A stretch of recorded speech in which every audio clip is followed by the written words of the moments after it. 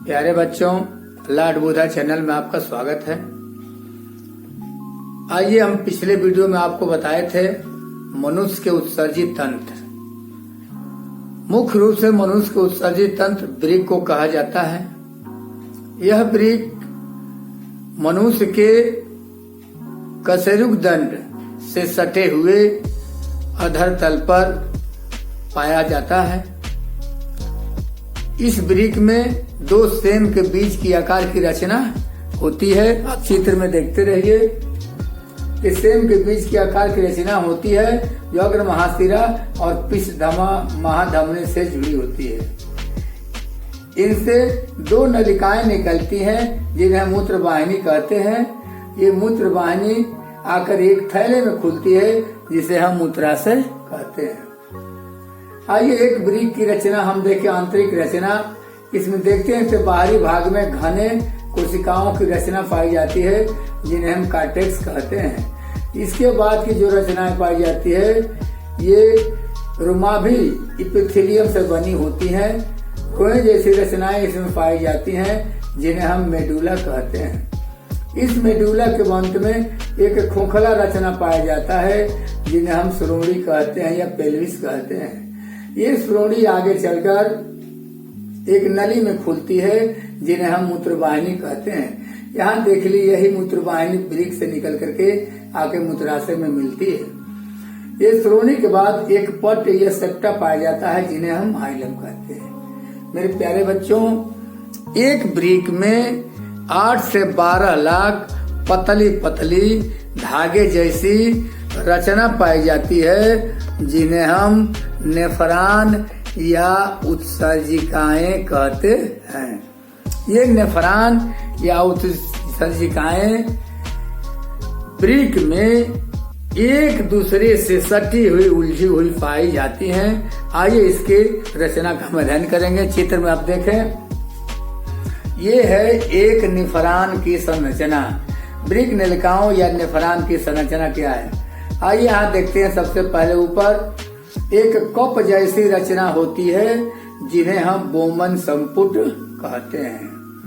ये कप जैसी रचना के बीच में इधर से एक मोटी नलिका इसमें जाकर गुच्छा बनाती है जिसे हम अभिवाही धमनिकाएं कहते हैं। इसी के द्वारा रुधिर इस बोमन संपुट में गुच्छिकाओं में प्रवेश करता है। ये गुच्छिकाएं आगे चलकर एक पतली नली से बाहर निकलती है जिसे हम अपवाही धमनिकाएं कहते हैं। यहाँ से रुधिर इसमें प्रवेश करता है।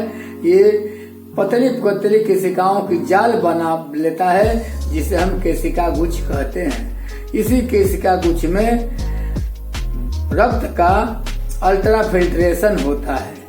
आइए देखते हैं। ये बोमेन संपुट आगे चलकर एक पतली और कुंडलित नलिका में बदल जाता है।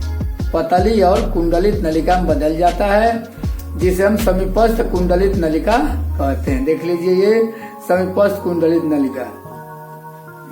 ये समीपस्थ कुंडलित नलिका आगे चलकर एक सीधी ट्यूब में बनकर नीचे की तरफ जाती है जिसे हम अवरोही भुजा कहते हैं। यहाँ से यहाँ तक ये पतली नलिका जो सीधे नीचे की तरफ जा रही है इसे अवरोही भुजा कहते हैं। ये अवरोही भुजा आगे चल करके थोड़ी चौड़ी होती है और यू आकार की रचना बनाती है जिसे हम हेनले लूप कहते हैं। इस रचना की खोज हेनले नामक वैज्ञानिक ने किया था, इसलिए उनके नाम पर इस यू ऐसी रचना को हम हेनले लूप जानते हैं। ये हेनले लूप आगे चलकर एक पतली और सीधी नलिका में बदल जाता है जिसे हम आरोही भुजा कहते हैं। क्या कहते हैं? आरोही भुजा कहते हैं। ये आरोही भुजा आगे चलकर पुनः एक कुंडलित नलिका में बदल जाता है। पुनः एक कुंडलित नलिका में बदल जाता है जिसे हम दूरस्थ कुंडलित नलिका कहते हैं। ये दूरस्थ कुंडलित नलिका आगे चलकर एक पतली नलिका में खुलता है जिसे हम सहायक संग्रह नलिका कहते हैं। ये सहायक संग्रह नलिका आगे जाकर एक चौड़ी नलिका में खुलता है जिसे हम मुख्य संग्रह नलिका कहते हैं। इस प्रकार एक मुख्य सहायक संग्रह नलिका कम से कम 8 से 10 नलिकाओं से जुड़ा होता है। तो मेरे प्यारे बच्चों, ये है मनुष्य के उत्सर्जिका का चित्र। पुनः एक बार और देखें। ये कप लाइक रचना है जिसे बोमन संपुट कहते हैं। बोमन संपुट में इधर से एक मोटी नलिका रक्त की नलिका आके मिलती है जिसे हम अविवाही नलिका कहते हैं। ये अविवाही नलिका खूब केशिकाओं का जाल बनाते हैं जिसे केशिका कुछ कहते हैं। ये केशिकाओं का जाल आगे चलकर पतली नलिका में ऊपर की तरफ निकल जाता है जिन्हें अपवाही नलिका कहते हैं। इसमें रक्त इधर से प्रवेश करता है और अल्ट्रा फिल्ट्रेशन के बाद इधर से बाहर निकल जाता है। ये कप लाइक की रचना बोमेन संपुट आगे चलकर एक कुंडलित नलिका में बदल जाता है जिसे समीपस्थ कुंडलित नलिका कहते हैं। ये समीपस्थ कुंडलित नलिका आगे चलकर एक सीधी नलिका में बदल जाता है और नीचे की तरफ जाता है जिसे अवरोही भुजा कहते हैं। ये अवरोही भुजा आगे चलकर थोड़ा चौड़ा होता है और यू आकार की नलिका में खुल जाता है जिसे हम हेनले लूप कहते हैं।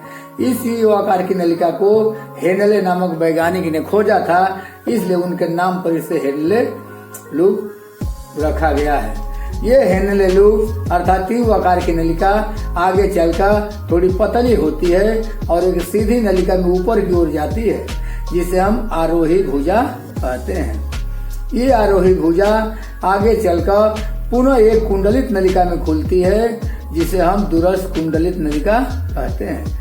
ये दूरस्थ कुंडलित नलिका आगे चलकर पतली नलिका में खुलता है जिसे हम सहायक संग्रह नलिका कहते हैं। ये सहायक संग्रह नलिका आगे चल करके एक चौड़ी नलिका में खुलता है जिसे हम मुख्य संग्रह नलिका कहते हैं। इस प्रकार मुख्य संग्रह नलिका से कम 8-10 नेफ्रॉन्स जुड़े होते हैं। सबसे